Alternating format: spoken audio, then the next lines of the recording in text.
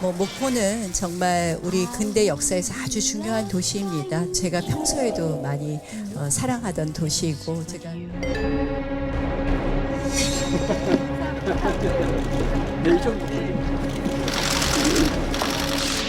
잘못이 확인되면 법대로 대처할 것입니다. 정부 여당이 국민 앞에 더 겸허해져야겠다 하는 다짐을 함께 했습니다. 하지도 않을 사람을 거기 넣어놓고 이렇게 하면 제가 안 할 건데 뭐 자꾸 이제 거론이 되고. 근데 이걸 못하게 할 방법이 없더라고요. 제가 이제 거기다가 좀 안내 좀 해달라고 뭐 보내려고 그래요.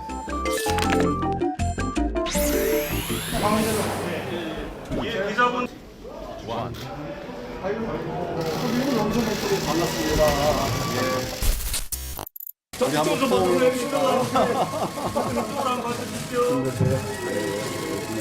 정말 좀 따로 좀 조용히 하는 게 좋겠는데 어떻게 모양새가 이렇게 됐습니다. 그렇게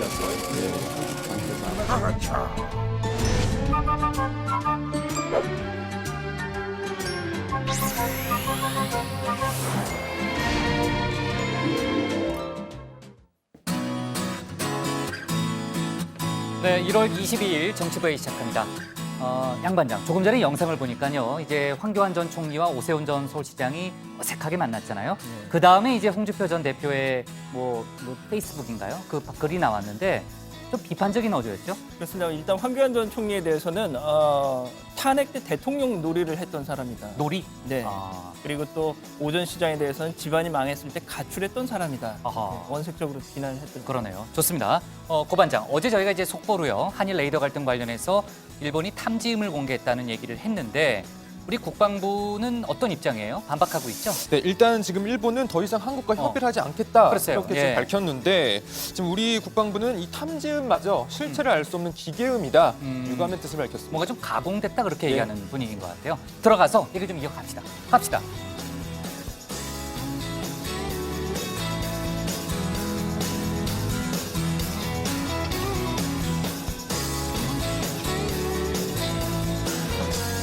네, 한장들 자리에 앉았으면 정치부회를 시작하죠. 야당이 오늘 국회 문체위를 소집하는 등 손혜원 의원을 둘러싼 정치권 공방은 오늘도 뜨거웠습니다. 이런 가운데 조금 전 손 의원이 내일 투기 의혹의 중심지인 목포 구도심 나전 7기 박물관 건립 예정 부지에서 기자간담회를 열겠다고 밝혔습니다. 그 전에 이제 손 의원이 SNS를 통해서 뭐라고 얘기했냐면은 나경원 한국당 원내대표를 향해서 곧 반전의 B카드가 공개된다. 방송 한 번 같이 했던 정으로 충고하니까 부디 한 발 물러서서 조심하기 바란다. 이런 발언을 했고요.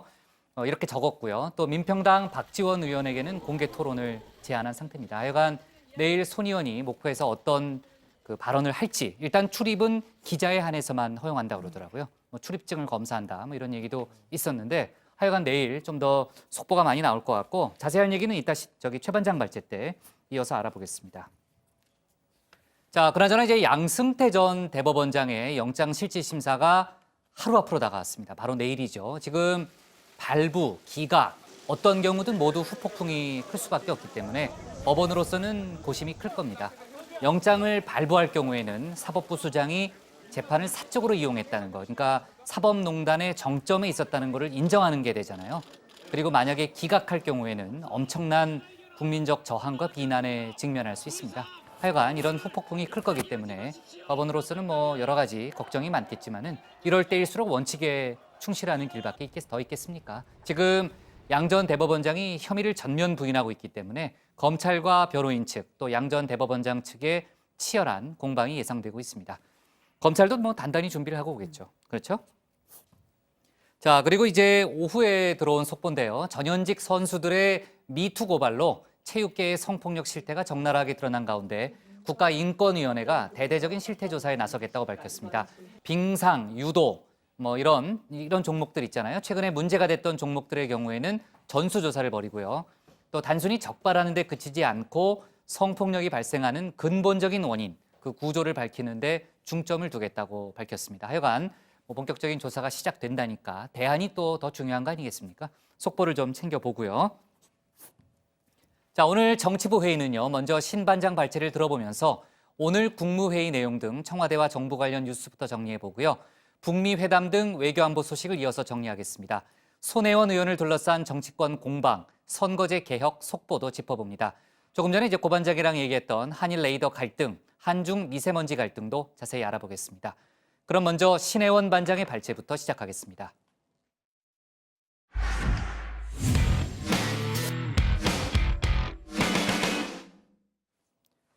정부가 2주 앞으로 다가온 설맞이 민생 안정 대책을 오늘 내놨습니다. 위기 지역과 취약계층에 총 35조 2천억 원을 직간접적으로 지원하는 내용이 골자죠. 이런 가운데 2차 북미 정상회담을 준비하는 남북미 협상단이 스웨덴에서 실무회담을 마쳤습니다. 북미가 따로 결과를 발표하진 않았지만 건설적 만남이었다는 스웨덴 외무부의 입장이 나왔습니다. 오늘 신 반장 발제에서는 정부와 청와대 그리고 외교안보 소식을 함께 살펴보겠습니다. 네, 경기가 어려울 때 나타나는 몇 가지 현상이 있습니다. 대표적인 게 립스틱 효과죠. 뭔가 멋을 내고 싶지만 주머니 사정은 어렵고, 그래서 적은 비용으로 이목을 확 끌 수 있는 빨간 립스틱이 잘 팔리는 걸 말합니다. 자, 지난해 우리경제에서도 이 현상이 나타났습니다. 국내 최대 화장품 판매 업체 중 한 곳이 작년 구매 데이터 1억 건을 분석한 결과 색조 화장품의 매출액은 2017년 대비 35%가 늘어났습니다. 건강식품, 기초화장품 매출 증가율을 모두 앞섰고요. 베스트셀러 제품 100 가운데 색조 제품이 15개나 포함됐다고 합니다.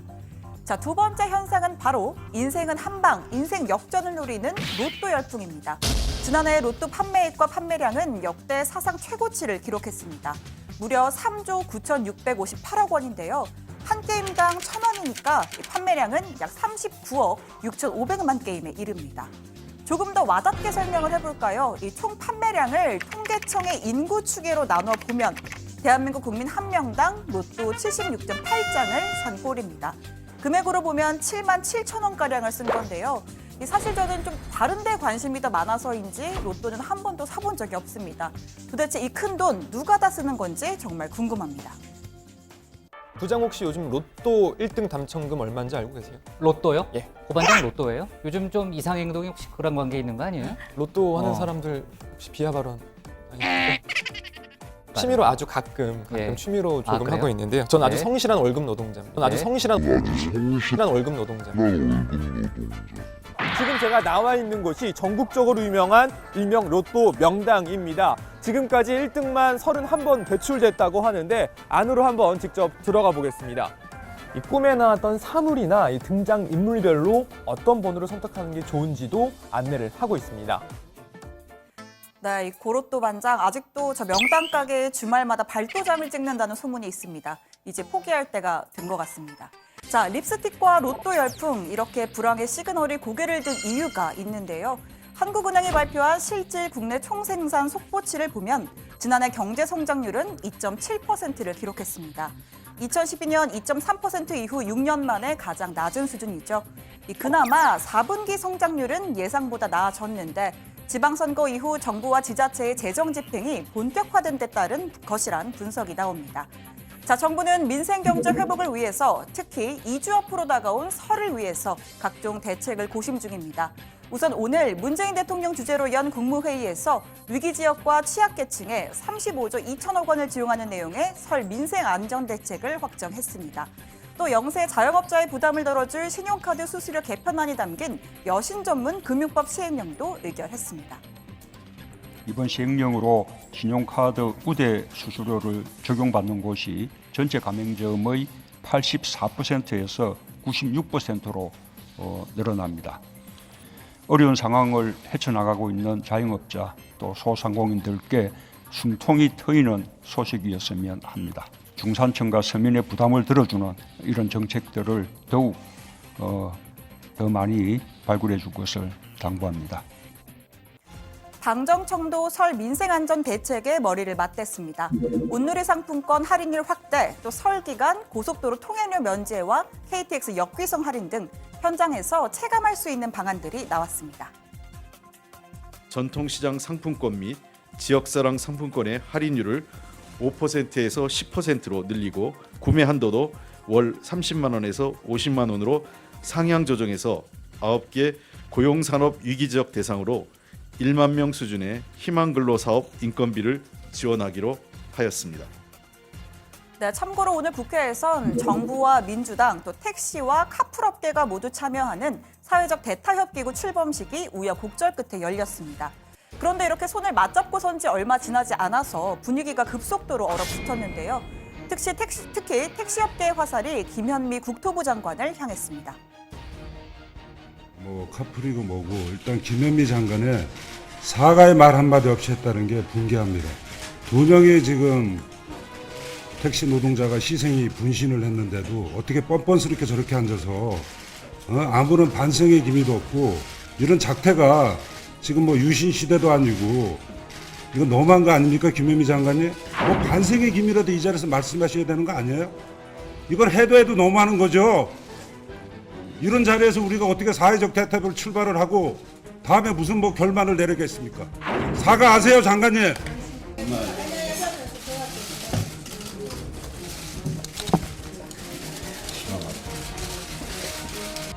화를 내시는 것도 저는 뭐 충분히 있을 수 있는 일이다 이렇게 생각을 합니다. 잠깐만 조용히. 제가 말씀드리겠습니다. 그런 비극적 사건이 있었던 데에 대해서는 제가 국회나 또 다른 이런 인터뷰 자리를 통해서 여러 번 죄송하다는 뜻을 밝힌 바 있습니다. 그래서 저희들의 마음은 여전하고요. 자, 결국 회의는 비공개로 전환됐고 이마저도 10분 만에 완전히 끝이 났습니다. 사퇴 3개월 만에 대타협기구가 출범한 건데 시작부터 삐걱거리는 모양새죠. 해법 마련은 아직 요원해 보입니다. 다 얘기했잖아요. 네. 다 마이크. 앞으로 지금 좀 간극이 큰 것 같은데 앞으로 좀 간극이 크니까 대화를 하는 거죠. 네. 어떻게 해결해 나갈 좀 대화를 하는 게 해결지. 생각이 다르니까 대화를 하는 거죠. 여전히 좀 입장 차이가 큰 것 같아요. 오늘 이제 시작이니까 잘 해보겠습니다.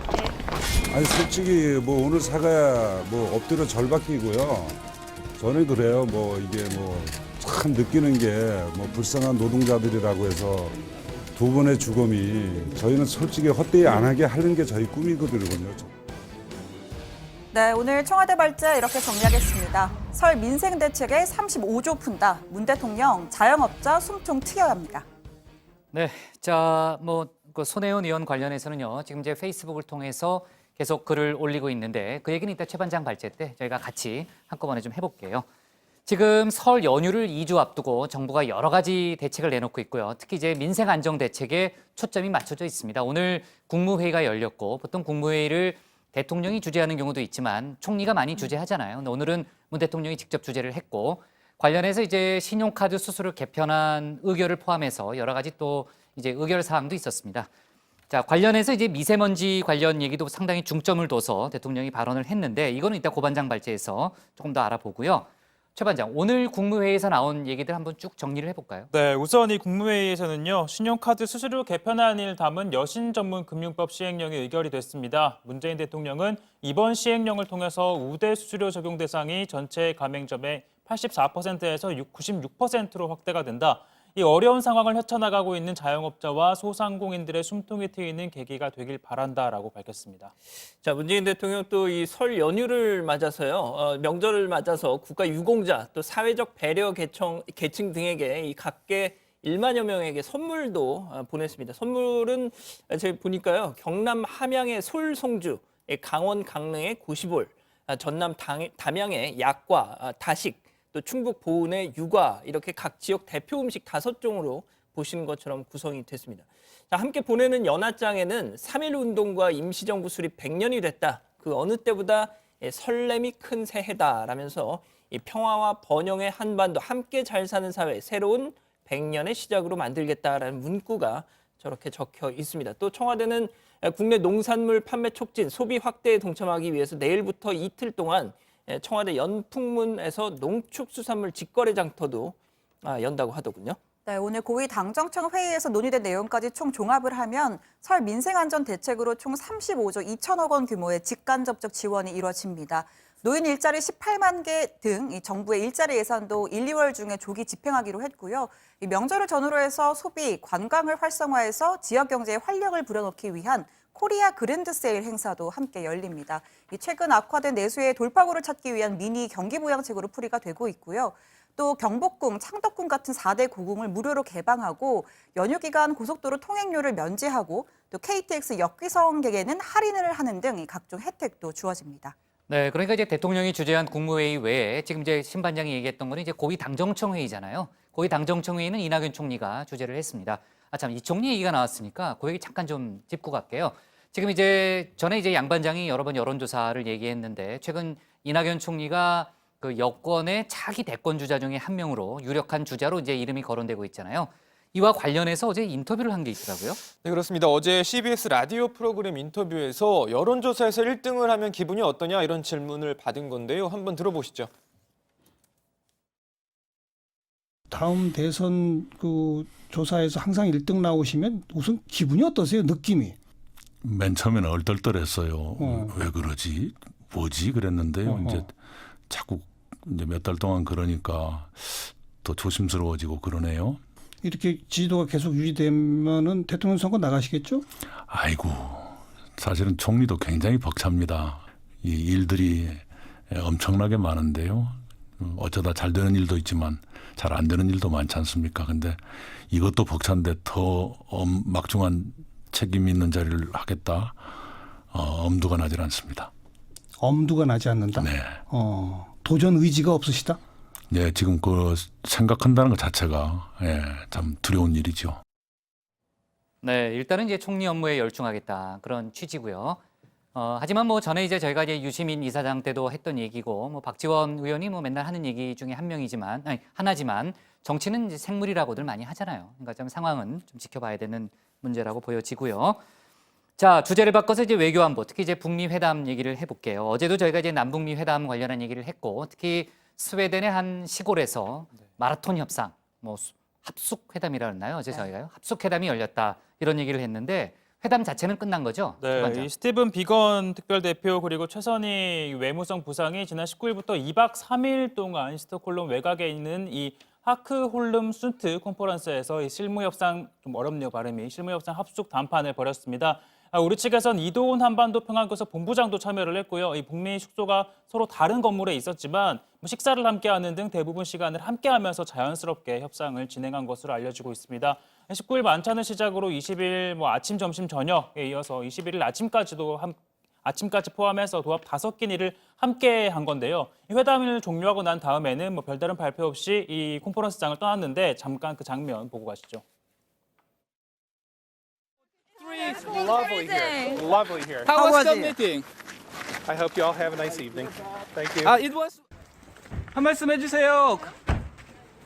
국제회의장 오셔서 한 말씀 주신다고 했는데 한 말씀만 해주세요.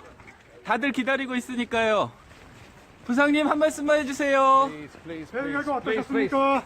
부장님. 성과가 있었습니까?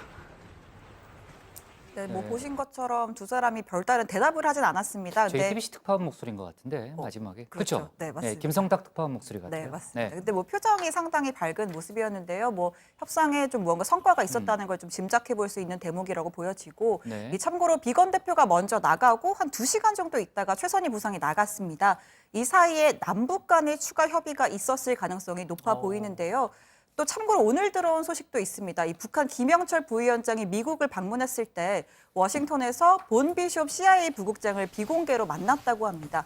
워싱턴 DC 숙소였던 듀폰 서클 호텔 내에서 뭐 엘리베이터로 이동하는 모습이 카메라에 포착되기도 했고요. 지금 김영철 부위원장이 북한에 돌아간 상태고 또 스웨덴 실무협상도 끝이 난 만큼 조만간 2차 정상회담 시간표에 대한 추가 발표가 있을 거라는 관측이 나옵니다. 네, 지금 이제 신 반장 얘기대로라면 저희가 전에 이제 여러 가지 채널 얘기를 하면서 스파이 채널도 가동이 되고 있다 이런 얘기를 했잖아요. 그러니까 공식 채널은 공식 채널대로도 작동을 하고 또 스파이 채널은 또 스파이 채널대로 정보 당국 간에 긴밀한 협의가 되고 있는 것도 분명하네요. 그렇죠? 좋습니다. 오늘 청와대 발제 이렇게 정리할게요. 정부 설 민생 안정에 35조 2천억 원 지원으로 정리하겠습니다. 다음은 최종혁 반장의 발제를 들어보겠습니다.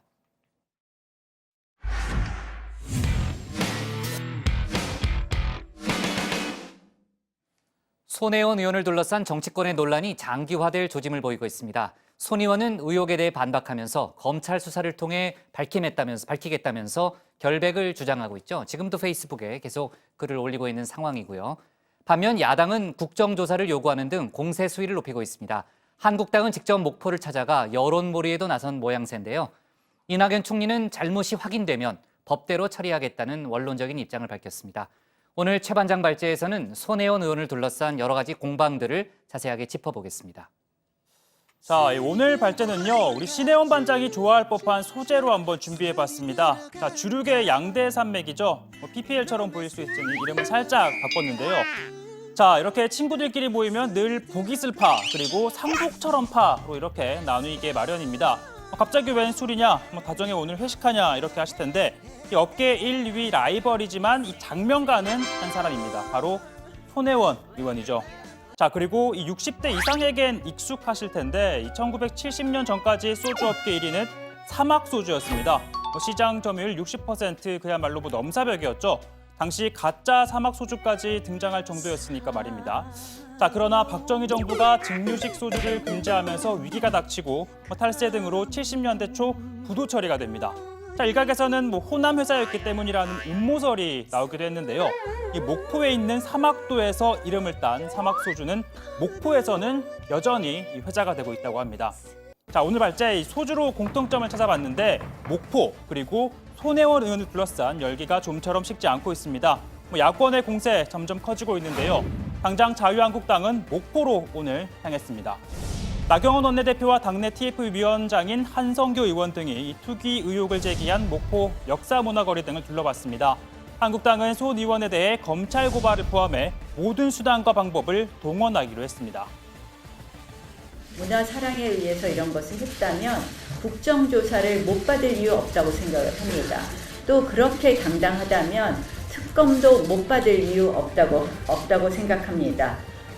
자, 그리고 한국, 바른미래, 평화, 야3당의 요구로 국회 문체위도 오늘 소집이 됐습니다. 위원장인 안민석 의원을 제외한 민주당 의원들은 참석하지 않았는데요. 같은 상임위에서 활동하며 함께 목포 시찰까지 다녀온 동료 의원들은 손혜원 의원에게 속았다며 조속히 상임위를 열고 진상을 규명해야 한다고 요구했습니다. 우리 모두 깜짝같이 속았습니다. 협치를 실천해라 했던 야당 의원들의 선의가 역사문화거리와 친척이 운영하는 카페, 장성장 등 손 의원 개인이 사적으로 벌인 부동산 개발 사업 홍보에 이용당한 것입니다. 자, 그런데 이 친정인 민주당 내에서도 다소 부적절하다라는 목소리가 나오고 있습니다. 자신의 작품이라고 한 나전칠기를 국립박물관에 구입하라라고 한 건 이익 충돌 문제라고 한 금태섭 의원이 지적을 한 건데요. 자, 그러자 손혜원 의원, 가짜 뉴스를 이용했다. 도대체 나를 어떤 사람으로 본 것이냐며 강하게 반발했습니다. 그러면서 자초지정을 알아본 뒤 정중하게 사과하라고 요구했습니다. 자, 그리고 보신 것처럼 구입을 압박했다는 데 대해서는 국립중앙박물관이 입장을 내놨습니다. 근현대 나전칠기 작품 등을 구입하기 위해 조사를 하긴 했지만 손 의원의 요구에 따른 게 아니라 자체적으로 판단한 것이라고 했는데요. 다만 당시 내부에서는 고고학, 미술사 연구 전시를 표방하는 박물관이 현대 작품을 구입하는 것을 두고 의견 충돌이 있었던 것으로는 보입니다. 자, 그렇다면 박물관이 당시 구입한 게 어떤 작품이었냐? 자, 오늘 그게 처음으로 공개가 됐습니다. 총 4점인데요. 박물관은 삼국시대 항아리 기형을 성형한 작품이다. 그리고 또 하나는 전통적 기법을 활용한 현대 작품이라고 소개를 했습니다. 자, 손혜원 의원은 또 아버지가 독립유공자로 선정되는 과정에 개입했다는 의혹도 함께 제기가 됐죠. 지난해 2월 손 의원의 오빠가 전화로 보훈처에 이 포상을 신청했고 비슷한 시기에 손 의원은 국회의원회관에서 피우진 보훈처장을 만납니다. 그러니까 이 자리에서 영향력을 행사한 것 아니냐라는 건데요. 손 의원 측은 만난 건 맞지만 압력을 넣지는 않았다고 반박했습니다. 그러나 한국당은 부정청탁금지법 위반이라고 주장했습니다. 손혜원 의원은 보훈처와는 무관한 문광희 소속 의원으로서 보훈처장을 업무상 감독할 아무런 근거가 없음에도 의원회관 사무실로 불러서 청탁을 한 정황이 밝혀졌습니다. 자, 야권에서는 손 의원을 둘러싼 논란을 소위 권력형 문제로 비화하려는 조짐을 보이고 있습니다. 이 초선 의원에 불과한 손 의원에 대해 민주당이 아무런 징계를 내리지 못한 건 김정숙 여사의 친구이기 때문이다라고 주장을 했죠. 자, 그렇기 때문에 일각에서는 이 여사의 친구를 여사의 친구를 일체 관할하지 못한 조국 민정수석에게도 책임이 있다는 주장까지 나왔습니다. 심지어 손 의원의 탈당 기자회견에 동석했던 홍영표 원내대표에 대해서는 이렇게 얘기를 합니다. 그 표정이 그 생각이 안 나세요? 이게 청와대 실세 여기에 원내대표가 꽉 눌려갖고 뭐 얘기 들었더니 그 홍영표 원내대표도 나가기 싫은데 손혜원 의원이 뭐 나가자 뭐 그래서 나왔다는 거 아니에요? 손혜원 의원이 그 홍영표 원내대표 어깨 고개를 손을 딱 얹었다는 거예요. 이게 뭡니까 이게? 나는 이게 정말 나라냐 싶어요. 자, 물론 민주당 내에서는 홍 원내대표가 함께한 건 결백하다라는 손 의원에게 힘을 실어주는 상징이었고 나였어도 같을 것이다라는 목소리가 나오고 있습니다. 아무튼 현 상황에 대해 이낙연 국무총리 자처해서 입장을 밝혔는데요. 여러 의혹들에 대해서는 원칙적으로 처리하겠다라고 밝혔습니다. 잘못이 확인되면 법대로 대처할 것입니다. 투기는 차단할 것입니다. 정부 여당이 국민 앞에 더 겸허해져야겠다 하는 다짐을 함께 했으면 합니다. 자, 오늘 발제는 이렇게 정리해 보겠습니다. 한국당 지도부 목포행 이낙연 국민 앞에 겸허해져야입니다. 네, 아까 제가 이제 손혜원 의원이 페이스북 등을 SNS를 통해서 이제 여러 가지 본인의 입장을 계속 올리고 있다라고 얘기를 했잖아요. 최 반장 발제하는 동안에 제가 내용을 좀 다 읽어봤는데 뭐 정리를 해보자면요. 아까 이제 내일 목포에서 기자간담회를 해서 그 B카드를 공개할 수도 있다 그런 얘기를 했잖아요. 근데 이제 다시 글을 올려서 일단 B카드가 있기는 있는데 내일은 B카드를 공개하는 게 목적은 아니고 내일은 기자들이 궁금한 거를 다 물어보면은 라이브 상황으로 설명을 다 하겠다. 그러니까 국민들도 라이브 방송을 지켜보기 바란다. 뭐 이제 그런 얘기고요. 궁금한 거를 모든 걸 물어보면 뭐 일문일답을 하겠다라는 내용이고 그 다음에 이제 가짜 뉴스에 대해서는 뭐 하나하나 밝혀가면 되는데 전통 공해, 나전칠기 등의 민족 공개를 비하하는 쪽으로 가는 건 못 참겠다. 뭐 이제 그런 내용이 있고요. 그 다음에 이제 다른 상황으로는 이제 손혜원 의원실에서 낸 자료로는 이제 후원금이 뭐 많이 들어왔는데 뭐 여론은 뭐 본인들 편이다. 뭐 이런 기사도 좀 많이 뜬 그런 상황입니다. 일단 그렇게 지금 이제 속보가 들어온 상황을 정리해 놓고 이제 손혜원 의원 논란을 하나하나 좀 따져볼게요. 자, 손혜원 의원을 둘러싼 여러 가지 의혹들 또 언론을 통해서 또 이제 또 한국당이나 야당을 통해서 이제 연일 제기가 되고 있습니다. 지금 이낙연 총리 같은 경우에는 이제 원론적인 차원이긴 하지만 문제가 있다면 법대로 처리하겠다라는 입장을 오늘 공식적으로 내놓은 상태죠. 네, 그렇습니다. 오늘 오전 국회에서 열린 고위당정청 회의에서 이낙연 총리가 직접 모두 발언을 통해 이번 문제와 관련한 3대 처리 방향이라면서 먼저 이렇게 입장을 밝혔습니다. 이낙연 총리는 고발도 접수가 돼 있으므로 잘못이 확인되면 법대로 대처할 것이라고 강조했는데요. 이어서 이 도시재생 사업 또 근대 역사문화공원 조성 사업은 예정대로 진행을 할 것이고 투기는 차단할 것이다 이렇게 밝혔습니다. 그러면서 정부 여당이 국민 앞에 더 겸허해야겠다는 생각을 한다라고 강조했습니다. 네, 자 지금 이제 여당 쪽에서는 관련 발언을 조금 자제하고 있는 분위기인데 자유한국당은 오늘 직접 목포 현장을 찾아서 관련 의혹을 좀 이제 강조하고 화력을 집중하는 모양새를 보이고 있죠. 그렇습니다. 뭐 손혜원 의원이 민주당을 지금 탈당한 상태이긴 하지만 여당 의원 시절에 불거진 의혹이었던 만큼 한국당은 계속해서 민주당과 이렇게 연결을 지으면서 정조준하고 있습니다. 특히 손 의원의 의혹에 대한 특검, 국정조사 요구하면서 2월 임시국회 보이콧할 수도 있다 이렇게 얘기를 하고 있는데요. 그리고 의혹의 중심지인 전남 목포를 직접 찾아가서 여론몰이도 했습니다. 우선 목포시청을 찾아서 관련 업무 보고를 받았고요. 논란의 시발점이 된 이 손 의원의 조카가 운영하는 이 창성장이 있는 근대 역사문화거리 그리고 또 도시재생사업 대상지를 직접 찾기도 했습니다. 나경원 원내대표 특정인을 위한 사업이 되어서는 안 된다라면서 자신과 호남과의 인연을 이렇게 강조하기도 했습니다. 제가 평소에도 많이 사랑하던 도시이고 제가 개인적으로 또 여러 가지 업무상 목포를 여러 번 방문하기도 했었는데요. 제가 늘 저희 지역에서 하는 말이 동작에서 태어난 충청의 딸 호남의 손녀입니다. 그런 만큼 저희가 또 호남에 대한 저 개인적으로도 굉장히 관심도 많은데 우리 오늘 이러한 것이 발전적인 우리가 이 다음 발전적인 대안을 마련하는 자리가 되었으면 하는 그런 생각입니다. 네, 이렇게 한국당이 연일 맹공을 퍼붓자 손혜원 의원도 반격에 나섰는데 나경원 원내대표를 향해서 삼수까지 해서 원내대표가 되신 분이 원하던 자리 차지했으면 일을 열심히 해야 하지 않냐. 이 본질이 무엇인지 감조차 못 잡으면서 어떻게 4선 의원이 됐는지 의아하다. 이렇게 좀 다소 비꼬았습니다. 그러면서 곧 반전 B카드가 폭로된다면서 부디 뒷전으로 한 발 물러나 조심하시길 바란다라고 경고를 하기도 했는데요. 앞서 말씀드린 것처럼 내일 목포에서 기자 간담회를 열겠다고 했는데 이 간담회의 목적이 B카드 공개는 아니고 기자들에게 질문을 받고 생중계로 의혹에 대해서 설명을 하겠다 이런 입장이라고 추가적으로 그렇죠. 입장을 냈고요. 또 이와 관련해서 자유한국당도 추가 입장을 내놨습니다. 손혜원 의원을 향해서 SNS에 숨어 야당 원내대표에게 못할 말들로 인신공격과 협박을 서슴지 않고 있다면서 손 의원의 엽기 행각이 정점으로 치닫는 듯하다라고 비판했습니다.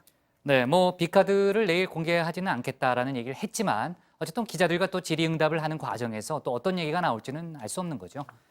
자, 지금 이제 나경원 원내대표와 이제 서로 간에 이제 설전을 많이 주고받고 있는데 손 의원이 민주평화당 박지원 의원과도 연일 주거니 받거니 공방이 치열한 상태죠. 아무래도 지역구 의원이다 보니까 그런데 당초 의혹이 불거졌을 때는 손 의원을 두둔했던 이 민주평화당 박지원 의원과 손 의원 연일 날선 발언을 주고받고 있습니다. 앞서 손 의원이 배신의 아이콘이다, 노회한 정치인, 총선에서 떨어뜨릴 것이다라고 맹공을 퍼붓자 박 의원은 대응할 가치가 없다라고 했었는데 오늘도 박지원 의원은요. 내 입장이 바뀐 게 아니라 손 의원이 구입한 부동산 규모가 기하급수적으로 불어나니까 국민 정서가 용납할 수 있겠냐라고 비판을 했습니다. 그러자 손혜원 의원 또 박지원 의원을 향해서 이번 사건과 관련해 언제 어디서든 공개 토론을 제안한다라고 말했습니다. 공개 토론이요? 그렇습니다. 네. 자, 오늘 오후에 국회 문체위가 열렸는데 한국당은 손혜원 의원 문제에 주력하기 위해서 지금 상임위원을 새로 투입한 상태라면서요? 네, 그렇습니다. 한국당은 문체위 소속 최경환, 조경태 의원을 사임시키고 당내 관련 TF에서 활동하고 있는 송원석, 김연아 의원을 투입했습니다. 야당의 요구로 상임위가 소집되긴 했지만 민주당 의원들이 참석하지 않았고 또 손 의원의 사태로 여당 간세가 공석이라 회의 자체가 진행되지는 못했습니다. 한국당과 바른미래당은 민주당을 향해서 국민들의 관심사가 큰 만큼 빠른 시일 내에 간사를 선임하고 문체부와 또 문화재청과 협의를 또 요구했습니다. 박인숙 한국당 간사는 손 의원에 대한 의혹만 13개라면서 문체위원들이 목포 시찰을 했던 데 대해서도 손 의원에게 속았고 배신을 당했다며 공세 수위를 높였습니다. 손 의원이 직접 10억이 넘는 금액을 대출받아서 부동산 매입 자금을 댔다는 사실과 손 의원이 투기한 목포 근대 역사문화공간 일대에 1,100억 원에 달하는 국가 예산이 투입될 것이라는 사실 또한 언론 보도를 통해 밝혀졌습니다. 손혜원 의원님은 당장 국회의원직을 내려놓고 조건 없는 검찰 수사를 받아야 할 것입니다. 그것만이 국가는 물론이고 본인을 위해서도 가장 바람직한 선택이라고 생각됩니다. 네, 내일 손혜원 의원이 이제 목포에서 기자간담회를 하니까 어떤 반박을 하는지 저희가 내일 자세히 좀 다뤄보는 걸로 하고요. 자, 지금 사실은 이제 여야가 1월 중에 선거제 개혁안을 통과시키로 합의를 했잖아요. 근데 워낙 정치적 공방 소재가 많다 보니까 이 부분이 지금 잊혀진 상태예요. 굉장히 중요한 문제인데도 불구하고 지금 민주당이 당론을 확정했습니다. 그러니까 의원 정수를 300명으로 유지하는 일단은 그런 안인데요. 어때요? 그 개혁안에 대한 정치권의 반응은 어떻습니까? 일단 민주당은요, 의원 정수를 300명으로 유지하되 소선거구제로 지역구 200명을 그리고 또 권역별 비례대표로 100명의 비례대표를 각각 이렇게 200명, 100명 각각 선출하는 안을 제시를 했습니다. 민주당은 이 야3당이 요구하는 연동형 비례대표제와 의원 정수 증가는 안 된다는 이 한국당 입장까지 반영한 것이다 이렇게 밝혔는데 홍영표 원내대표에게 한번 들어보시죠.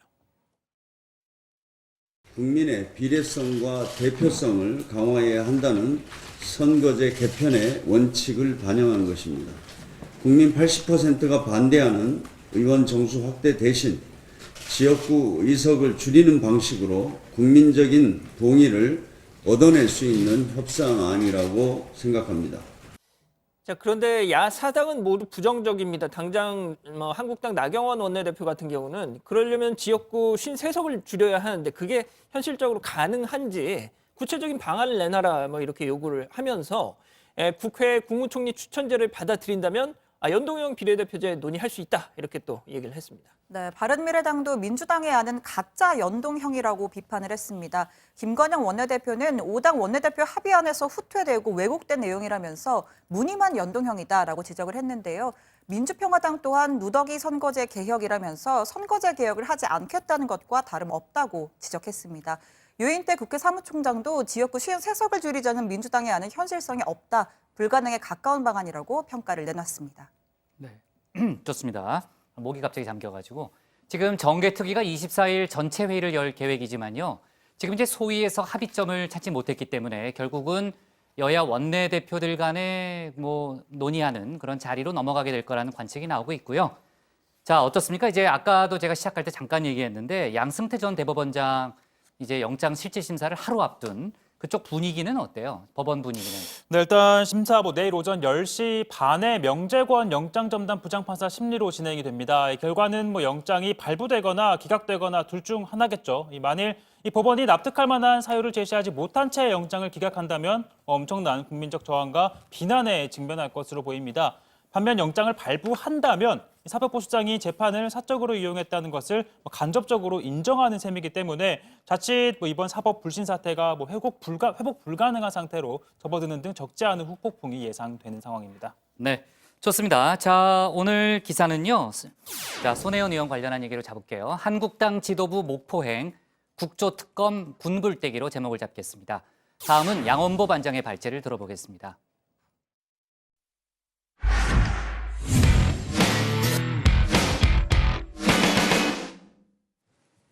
황교안 전 총리가 어제 입당 후 첫 외부 일정으로 대구와 경북, 부산을 찾았죠.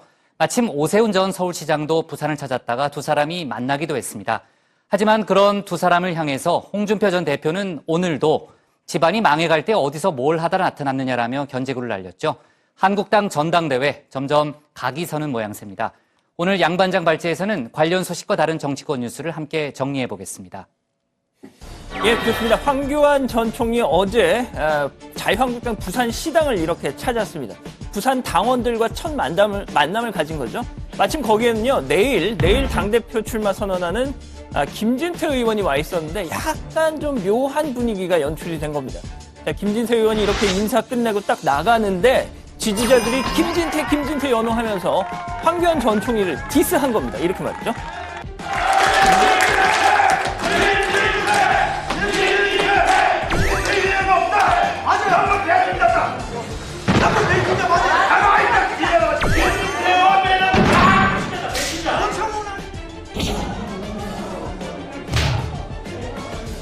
자, 보신 것처럼 황 전 총리 뒤에다 대고 김진태 빼고는 다 배신자다, 돌직구를 날린 겁니다. 그러니까 막 박근혜 전 대통령 감옥 갈 때, 감옥에 있을 때 어디 갔다 뭐 하다 이제 왔느냐 뭐 이런 얘기겠죠. 자, 황 전 총리 바로 질문을 받았습니다. 이렇게 말이죠. 총리님이 한마디도 안 하고 있을 때 인간적으로 정말 배신감 느꼈습니다. 박근혜 대통령께서 이런 큰 어려움을 겪고 계신 데 대해서 말할 수 없는 비통함을 갖고 있습니다. 자유파를 지키기 위한 노력을 해왔다는 점은 말씀을. 자, 이 행사가 끝날 즈음에 오세훈 전 서울시장이 이렇게 현장에 도착했습니다. 두 사람 행사장 밖에서 진짜 처음 만났습니다. 이렇게 말이죠. 선생님 여기서 뵙고 반갑습니다. 예. 저기 한번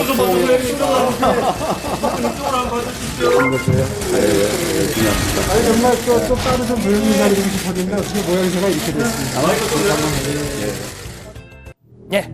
자, 홍준표 전 대표 모르긴 몰라도 TV로 이 모습을 딱 지켜보면서 혀를 끌끌 차면서 몹시 속쓰려 하지 않았나 싶습니다. 왜냐? 오늘 SNS에 이런 글을 올렸기 때문이죠. 집안 망해갈 때 혼자 가출했던 사람, 뒷방 앉아 대통령 노래했던 사람, 뻔뻔스럽다는 비난 명시 어려울 겁니다. 천안을 찾았습니다. 오세훈 전 서울시장은 울산에 갔죠. 지금 이제 초반부터 두 사람의 활동폭이요, 정말 전국을 누빈다 이렇게 보여질 만큼 활동폭이 아주 넓은데 홍준표 전 대표도 자극을 받긴 받은 것 같아요. 아까도 얘기했지만은 25일부터 대구를 시작으로 해서 전국 순회를 한다는 그런 얘기가 들리고요. 그러니까 TV 홍카콜라 홍보차 전국 순회를 한다는 건데 지금 정치권에서는 아무래도 전당대회랑 관련이 있다 이렇게 보는 시각이 우세한 거죠. 네, 뭐 그러지 않고서야 뭐 홍 전 대표의 지방 순회 또 오는 30일 출판 기념회 뭐 이런 일련의 동선을 해석하기가 쉽지 않습니다. 그래서인지 황교안, 오세훈 두 사람에 대한 홍 전 대표의 견제 수위도 나날이 높아지고 있는데요. 먼저 오 전 시장이 최근 이 지도부가 지방선거 패배 책임을 지고 물러나서 이 치러지는 전당대회인데 그 대표가 다시 출마하는 건 좀 어색하지 않느냐라고 비판한 데 대해서 이 홍 전 대표 그 어려운 지방선거 와중에 그분은 어디에서 무엇을 하고 있었냐라고 되물은 겁니다. 또 집안이 망했을 때 혼자 가출했던 사람이라면서 바른정당 탈당 이력을 꼬집기도 했습니다. 네, 저도 이제 그 글을 읽었는데요. 비판의 방점이 주로 황교안 전 총리에게 찍혀 있는 거 아니에요? 네, 그렇습니다. 이 통진당 해산 누가 했습니까? 바로 제가 했습니다. 이렇게 옥타브 높여서 말했었던 황교안 전 총리에 대해서는 통진당 해산은 박근혜 전 대통령의 정치 업적인데 단지 정부의 소송 대리인으로 나섰던 분이 그걸 자신의 업적으로 포장하면서 대여 투쟁력을 과시하는 것은 참으로 의아하다면서 뒷방에 앉아 대통령 놀이를 즐겼던 사람이라고 규정하기도 했습니다. 홍 전 대표는 두 사람이 집안이 살아날 기미가 보이자 이제와 들어와서 안방 차지하겠다는 것이 정의와 형평에 맞는지 다시 한번 생각해보기 바란다. 나름의 이런 충고를 하기도 했습니다. 네, 황 전 총리도 오늘 이제 홍 전 대표의 비판을 전해 듣고서 나는 앞으로 앞만 보고 국민과 함께 가겠다 이런 얘기를 했는데 그러니까 이제 홍 전 대표가 무슨 말을 하든 개의치 않겠다 뭐 그런 뜻 아니에요? 사실 뭐 박근혜 정권의 마지막 총리라는 타이틀이 뭐 득이 되기도 하고 부담이 되기도 합니다. 당장 최순실 국정농단 사태 책임론에서 자유로울 수가 없다라는 지적 때문이죠.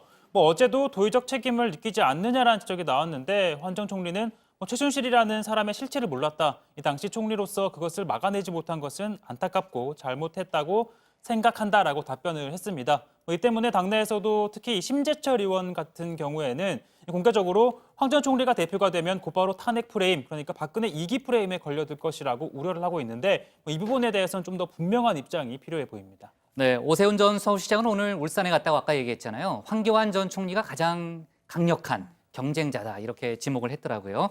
그러니까 그 얘기는 자기도 출마한다는 얘기 아니에요? 그렇습니다. 뭐 사실상 출마 선언을 한 거 아니냐 뭐 이런 글쎄요. 얘기까지 나오고 있는데요. 오늘 울산에서 이 기자간담회를 했는데 이 당권 주자 경쟁자 중에서 가장 강력한 경쟁자 황교안 전 총리다. 황 전 총리는 보수층, 정통 보수층을 대표하고 있는데 그와의 그 차별성을 앞세워서 나는 개혁 보수 지지층을 결집시키겠다 이런 포부를 밝힌 겁니다. 이 정도면 뭐 진짜 딱 들어도 출마 선언이죠, 사실상. 하지만 오 전 시장 역시 서울시장을 중도에서 사퇴했던 것, 또 바른정당을 탈당했던 등의 이런 약점이 있지 않습니까? 당내에서의 약점. 그에 대해서는 당에 지은 죄가 많다. 사죄하고 갑절의 노력으로 도우미 역할을 하겠다. 뭐 이런 뜻을 밝혔습니다. 네, 좋습니다. 그나저나 유시민 노무현재단 이사장이요. 대선 여론조사에서 자기 이름을 빼달라는 공문을 직접 선관위에 정말 보냈네요. 네, 이 중앙선거 여론조사 심의위원회가 지난 14일에 이 유 이사장 측으로부터 그런 공문을 접수했다라고 밝힌 겁니다. 자, 그런데 좀 재밌는 게 여태껏 이런 전례가 없었다는 건데요. 뭐 어쨌든 오는 25일 금요일에 여론조사 심의위 회의가 열리는데 그때 이 문제를 논의한다고 합니다. 그때 뭐 결과가 나오는 대로 소개를 해드리겠습니다. 네, 보통 이제 정치권에서는 넣어달라는 사람은 있는데 빼달라는 사람은 제 기억에 잘 없거든요. 그러니까 지금 이제 최 반장이 얘기했던 대로 전례가 없어서 선관위가 회의를 통해서 결정을 해야 되는 그런 상황이군요. 자, 오늘 더 이상 뭐 코멘트를 하진 않을게요. 자, 오늘 기사 제목은요. 이렇게 잡겠습니다. 황교안, 오세훈 견제 수위 높이는 홍준표로 정하겠습니다. 다음은 고석승 반장의 발제를 들어보겠습니다.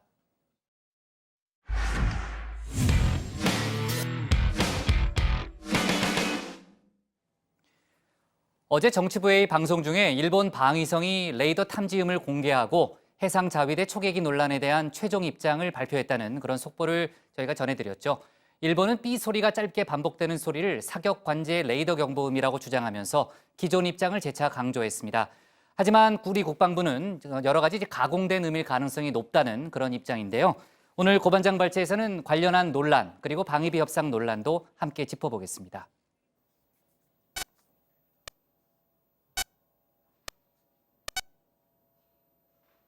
자, 여러분 들으셨습니까? 자, 이거 무슨 소리일까요? 정답은 아무도 모릅니다. 자, 그런데 일본은 이걸 사격관제 레이더 경보음이라고 주장하고 있습니다. 우리 광개토 대항함이 일본 해상자위대 초계기를 향해 쏜 레이더의 경보음이라는 겁니다. 레이더를 맞았다는 기록을 내놓으라는 우리 정부의 요청에 꿈쩍도 않다가 갑자기 어제 이게 바로 레이더 경보음이다 이렇게 공개한 겁니다. 자, 그러면서 이렇게 주장했는데요. 자, 배경음악 먼저 부탁드립니다.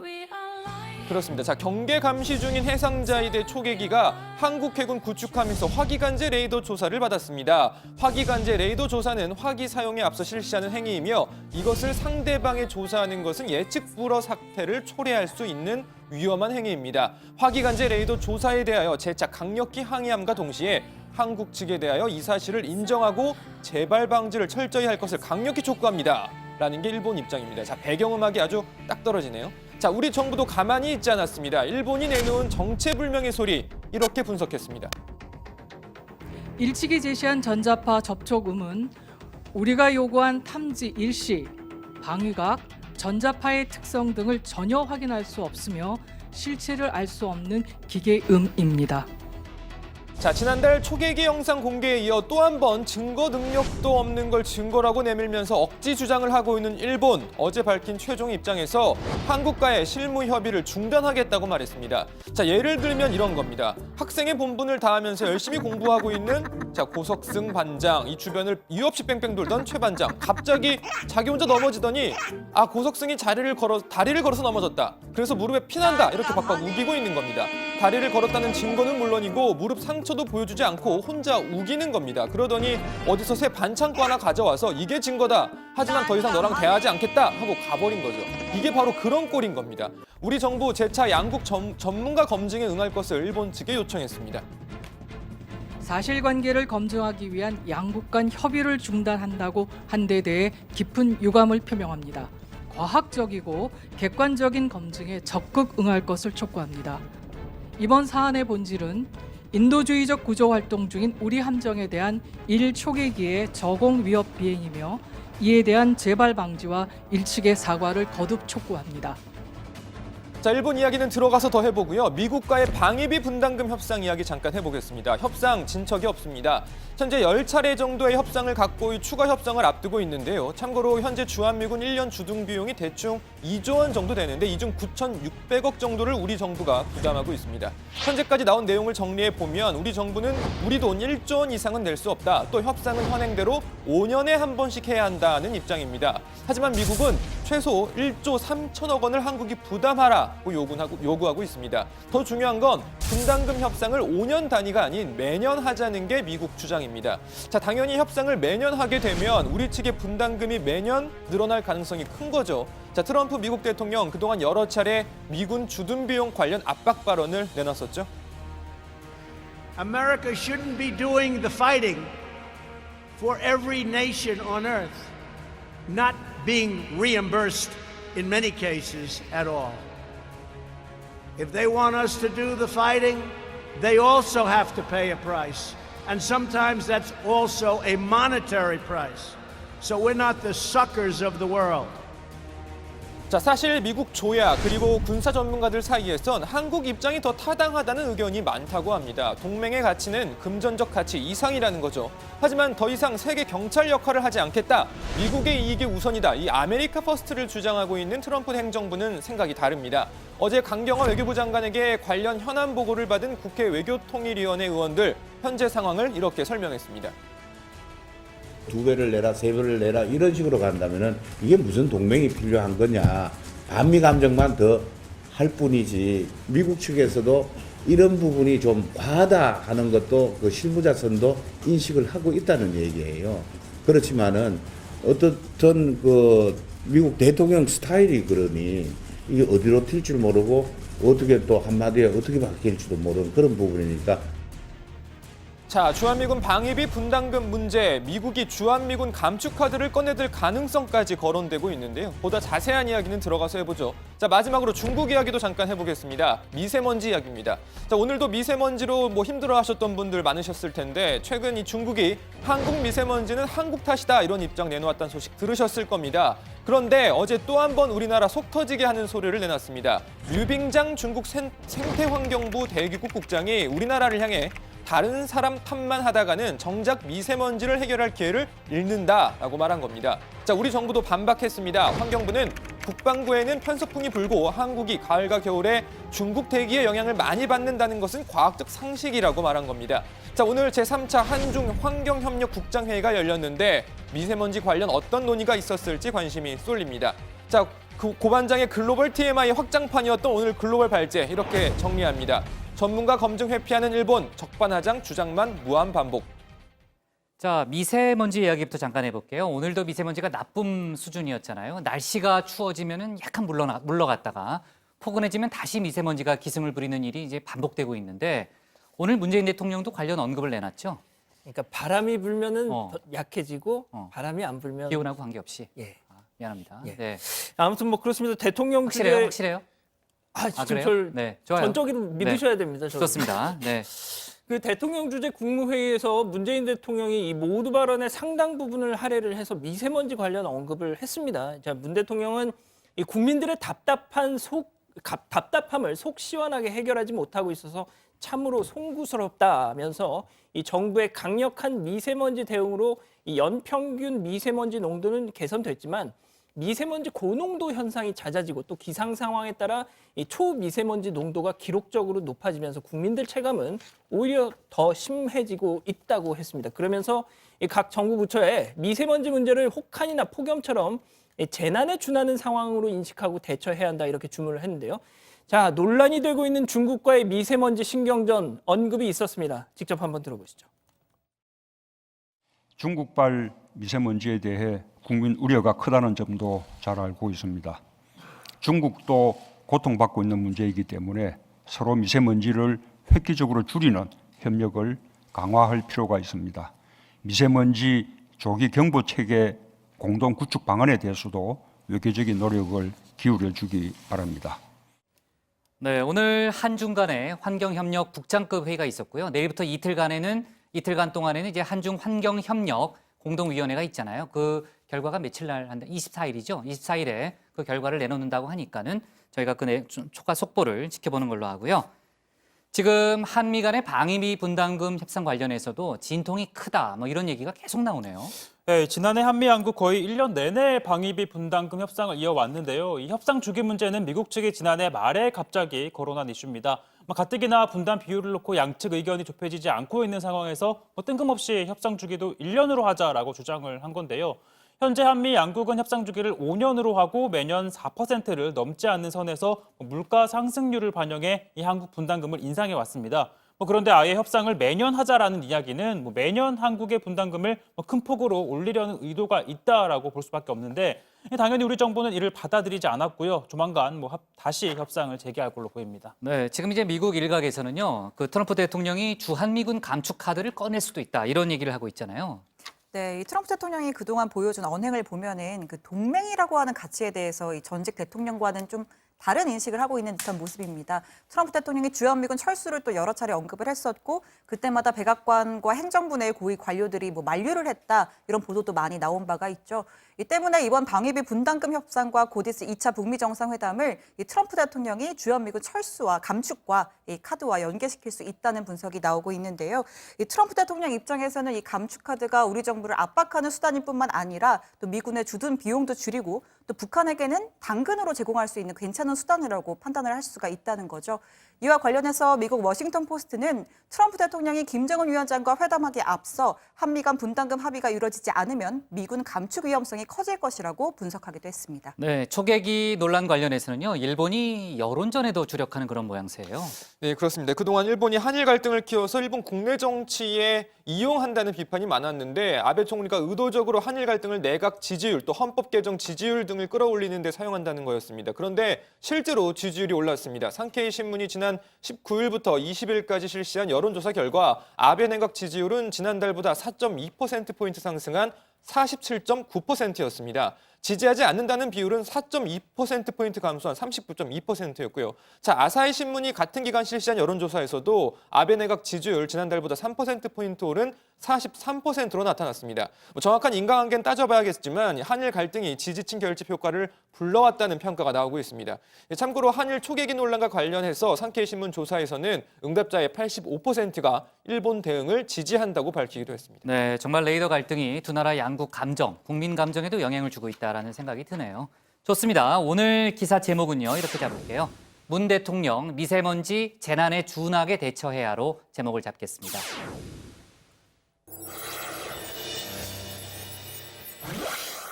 네, 응답하라 다정의 시간인데요. 최 반장, 오늘 어떤 의견이 들어왔습니까? 네, 이 광화문 광장 이순신 장군과 세종대왕 동상 이전과 관련한 의견이 많았는데요. 다정의 가족 하나 K님은 지금도 잘 해놨다, 그냥 놔둬라라고 했고요. 박준현님은 동상 위치 옮기는 게 뭐가 문제냐, 시원하니 좋다라는 의견. 아띠님은 어느 게 더 서울 시민을 위하는 것인지 좀 더 심사숙고하는 게 맞다라는 의견을 주셨습니다. 그리고 어제 전해드렸던 병사들 휴대전화 쓰는 문제에 관해서도 여러 의견이 들어왔는데 메가미 H님은 당연히 군대 폰 사용은 완전한 게 아니라 간헐적으로만 풀어줘야 한다. 그리고 백미소님은 군대에서 핸드폰 쓰면 밖에 더 나가고 싶을 것 같다. 그리고 승호채님은 병사한테 군사기밀 취급 인가를 주지도 않았는데 휴대폰 사용한다고 군사기밀이 유출되겠나라는 의견을 주셨습니다. 끝으로 주식하면 패가 망신님이라는 분은요. 북국장은 딸바보다라고 딸이요? 했습니다. 저 딸 없는데. 네, 그 딸 바로 여기 있습니다. 신반장 딸. 신반장. 네, 그렇습니다. 이게 뭐예요? 제가 신반장을 많이 위한다는 그런 것 같긴 뜻이에요? 한데 그것보다는 아들 바보가 더 맞는 말인 것 같고요. 네. 오늘 응답하라 다정에는 여기까지입니다. 징그러워요. 네.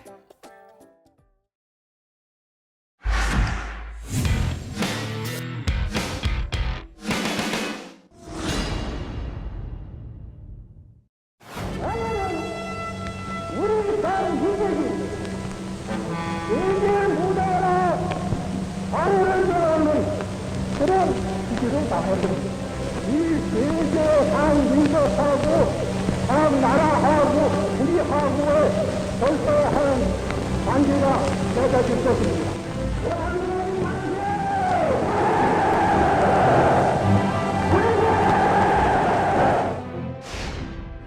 안녕하세요. 독서원 정치의 강정입니다. 앞서 보신 영상은 1946년 광복 1주년을 맞아 기념식에서 연설하고 있는 김구 선생을 만나보셨습니다.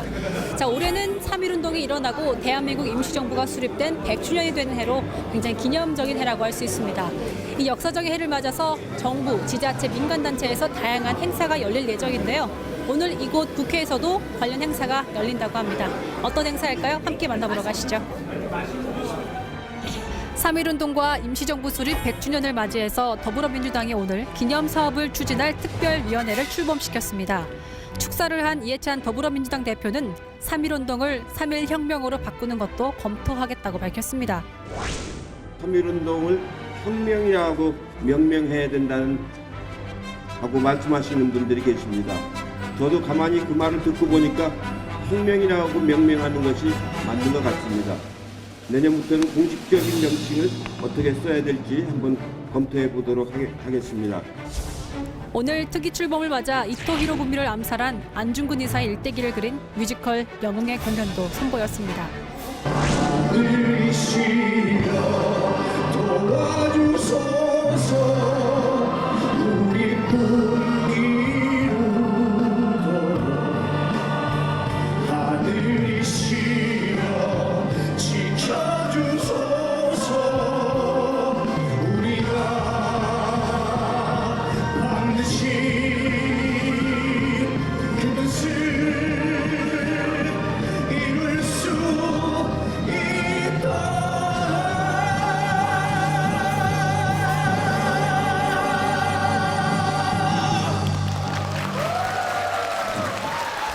특별위원회 위원장은 우당 이회영 선생의 손자인 이종걸 더불어민주당 의원이 맡았는데요.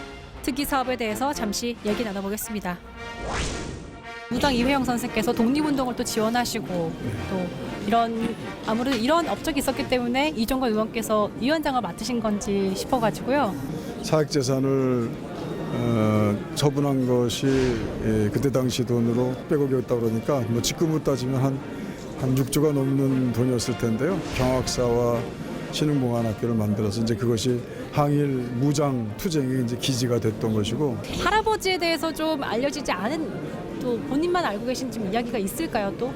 할머니께서 이제 할아버지와 같이 생활하시면서 항일운동하던 그 시대의 글들을 남기신 게 서간도 시종기라고 해서 출판돼서 나왔습니다. 할머님은 할아버지에게는 남는 것이 없었다. 거의 밥 한 톨도 없는 우리 가족들에게 남는 것은 굶주림과 가난뿐이었다. 앞으로의 계획은 어떻게 되나요?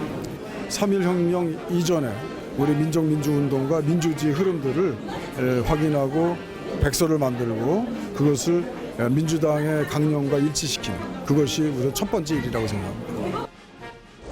우리나라 헌법전문엔 3.1운동으로 건립된 대한민국 임시정부의 법통을 계승한다. 이런 말이 명시되어 있습니다. 임시정부는 주권이 국민에게 돌아간 민주공화국임을 선포했던 점에서 그 의미가 남다른데요.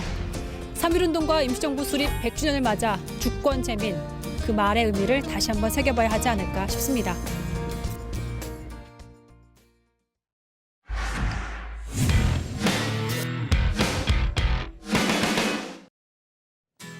네, 미리 보는 내일 복국장의 60초 프리뷰 시작합니다. 내일은 양승태 전 대법원장의 운명의 날이죠. 영장 실질심사를 마치고 구속 여부 결정이 날 때까지 서울구치소에서 대기하게 되는데 정말 기다리는 사이에 별 생각이 다 들 겁니다. 영장이 발부되면은 굳이 움직일 필요 없이 머물고 있는 구치소에서 곧바로 수감 절차를 밟게 될 걸로 보입니다. 또 외교안보 관련해서는 북한 이수용 노동당 부위원장이 내일 친선 예술단을 이끌고 중국을 찾습니다. 최근 북중 정상회담의 후속 조치고요. 1월 관계를 강화하는 수순으로 보입니다. 그리고 쇼트트랙 국가대표 심석희 선수에게 성폭력을 저지른 혐의를 받고 있는 조재범 전 대표팀 코치의 항소심 재판이 내일 재개되죠. 최근 변호인단이 전원 사임했는데 추가로 변호사를 선임했는지는 모르겠습니다. 한국당 김진태 의원이 내일 당대표 선거 출마를 공식 선언하는 등 정치권에서도 많은 일정이 있으니까요. 잘 챙겨서 회의 때 소개하겠습니다. 오늘 회의 내용에 대해서 의견이나 궁금한 점 댓글로 남겨주시면 응답하라 다정의 코너에서 소개하겠습니다. 저희는 내일 오후 5시 10분에 다시 찾아뵙겠습니다. 자, 수고했습니다. 아시안컵 봐야죠. 빨리 가서. 국장 몇 대 몇? 2대0. 4천, 예? 2대0. 아, 끝났어요? 네, 끝났습니다. 네.